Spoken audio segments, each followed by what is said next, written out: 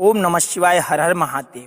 शिवलिंग पर जल ढालते समय किस मंत्र का उच्चारण किया जाना चाहिए? यह एकमात्र ऐसा उपाय है जिससे आप अपनी जिंदगी की सारी दिक्कतों को दूर कर सकते हैं। चाहे कितनी बड़ी परेशानी क्यों ना हो, चाहे आपके घर पे कितनी बड़ी परेशानी क्यों ना हो, चाहे आपके घर में किसी का तबीयत खराब हो, वह ठीक ही ना हो रहा हो, चाहे आपके घर में कोई काम रुका पड़ा हो, वह काम हो ही नहीं रहा हो, यहाँ तक कि अगर कोई आपके ऊपर कोई दिक्कत आने वाली होगी वो भी टल जाएगी। यह एकमात्र ऐसा उपाय है जिससे आप अपनी जिंदगी की सारी दिक्कतों को दूर कर सकते हैं। इस उपाय को करने के लिए कुछ बातों का ध्यान रखना बेहद जरूरी है। तो यह उपाय आप कैसे करेंगे, कहाँ करेंगे, यह सब बताएंगे इस वीडियो में। तो इस वीडियो को बेहद ध्यान से देखें और पूरा देखें।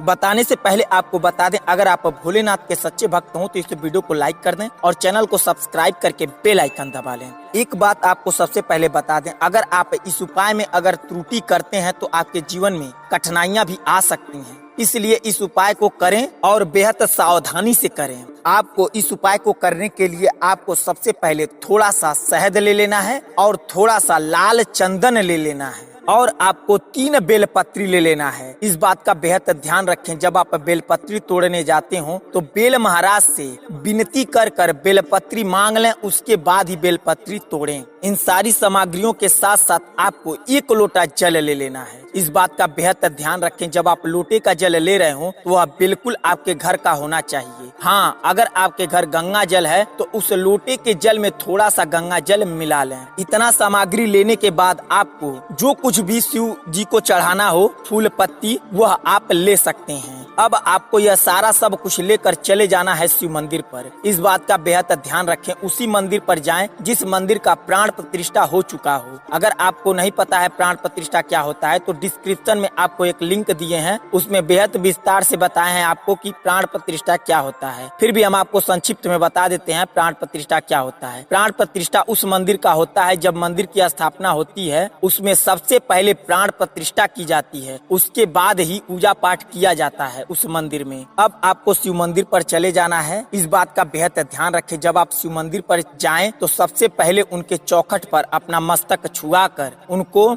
आग्रह कर लें और यह कह लें कि हम आपके मंदिर पर आए हैं। अब आपको जाना है शिवलिंग के सामने, बिल्कुल बैठ जाना है। इस बात का बेहद ध्यान रखें, जब आप शिवलिंग के सामने बैठ रहे हो तो आपका मुख बिल्कुल पूरब की दिशा की ओर होना चाहिए। अब आपको किसी भी चीज में, चाहे आप अपने हथेली पर भी कर सकते हैं, आपको थोड़ा सा शहद ले लेना है और आपको थोड़ा सा लाल चंदन लेकर अच्छे से उसे मिला लेना है। यह मिला हुआ चंदन और शहद शिव जी के शिवलिंग पर आपको ओम बनाना है। किस तरह से ओम बनाना है इस बात का बेहद ध्यान रखें। एक बार आप शहद और चंदन लगा लें अंगुली पर और पूरा ओम बना दें। यह नहीं कि थोड़ा सा ओम बनाए फिर उसके बाद अंगुली में शहद लगा लिए फिर ओम बनाए, नहीं, आपको एक बार अंगुली में शहद लगाने के बाद आपको पूरा ओम बना देना है। अब आपको 3 बेलपत्री लेना है और 3 बेलपत्री पर ठीक उसी प्रकार आपको ओम बनाना है। आप चाहे बेलपत्री पर ओम बनाने के लिए आप किसी और चीज का भी उपयोग कर सकते हैं, जैसे साफ सुथरा लकड़ी हो, चाहे आप कोई और भी चीज लेकर गए हो, उससे आप 3 बेलपत्री पर अच्छे से ओम बना लें। ओम बनाने के बाद आपको 1 बेलपत्री ओम नमः शिवाय का जाप करते हुए शिवलिंग पर रख देना है और 1 बेलपत्री ओम नमः शिवाय का जाप करते हुए अशोक सुंदरी की जगह रख देना है। 1 बेलपत्री ओम नमः शिवाय का जाप करते हुए आपको जलधारी के बिल्कुल सीधाई पर रख देना है। अब आपको हाथ जोड़कर ओम नमः शिवाय का जाप करना है और आपको कम से कम 21 बार ओम नमः शिवाय जाप कर लेना है।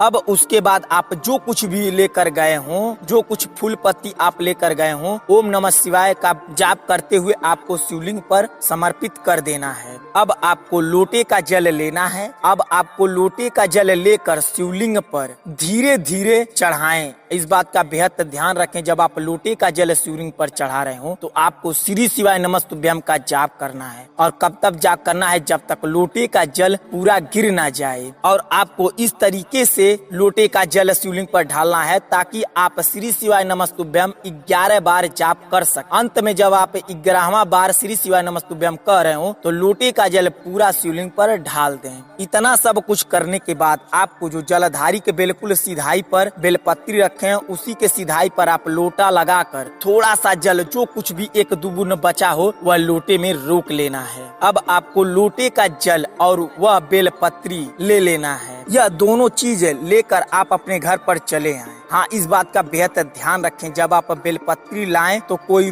टोके या रोके ना कि यह क्या है, कहाँ लेकर जा रहे हैं। और अपने घर पर ला के वह बेलपत्री कहीं ऐसी जगह छुपा दे जहाँ पर कोई आता जाता ना हो और वहाँ पर किसी का पैर ना पड़ता हो, वहाँ पर बेलपत्री छुपा देना है। और इस बात का बेहद ध्यान रखें, जब आप बेलपत्री छुपा रहे हो तो वहाँ पर भी कोई रोके और टोके ना। अब आपको लोटे के जल में थोड़ा सा और जल मिला लेना है और अपने घर में पूरा ओम नमः शिवाय का जाप करते हुए छिड़काव कर देना है। अब आपको ठीक उसी शाम जैसे ही सूर्य देवता डूब जाते, इस बात का बेहद ध्यान दें, जब सूर्य देवता डूब जाते हैं तो लालिमा छाई रहती, वह लालिमा खत्म ना होने पाए उसी समय आपको लेना है लाल चंदन और आपको थोड़ा सा शहद लेकर चले जाना है शिव मंदिर पर और एक दीपक ले लेना है और आपको एक बाती ले लेना है और शुद्ध तिल का तेल ले लेना है। अगर तिल का तेल ना हो तो अपने घर का सरसों का तेल भी ले सकते हैं। हाँ, वह सरसों का तेल साफ सुथरा होना चाहिए। इतना सब कुछ लेकर फिर उसी मंदिर पर चले जाना है जिस मंदिर पर आप पूजा पाठ किए हो। वहाँ पर जाने के बाद आपको लाल चंदन और शहद को अच्छे से मिला लेना है और शिवलिंग को अच्छे से उससे लेपन कर देना है। इस बात का बेहद ध्यान रखें, आप लेपन जब कर रहे हो तो आपके मन में ओम नमः शिवाय का जाप होना चाहिए। ऐसा करने से आपके मन में कोई भावना नहीं चलेगी। इतना सब कुछ करने के बाद आपको दीपक जलाकर शिवलिंग के बिल्कुल सामने रख देना है। अब आपको हाथ जोड़कर आपकी जो इच्छा है, जो मनोकामना है, वहाँ पर अपने मन में दोहरा लेना है। अंत में आपको हाथ जोड़कर भूल चूक की माफी मांग लेनी है। इतना सब कुछ करने के बाद आपका यह उपाय पूर्ण होगा और आपकी जो इच्छा होगी, जो मनोकामना होगी, वह शीघ्र ही पूर्ण होगा। अगर आपको यह उपाय समझ में आ गया हो तो कमेंट बॉक्स में श्री शिवाय नमस्तुभ्यम जरूर लिखें। अगर नहीं समझ में आया हो तो कमेंट बॉक्स में पूछ सकते हैं, हम आपको वहाँ भी बताने की पूरी कोशिश करेंगे। चलिए मिलते हैं आपसे अगली वीडियो में, तब तक के लिए श्री शिवाय नमस्तुभ्यम। हर हर महादेव।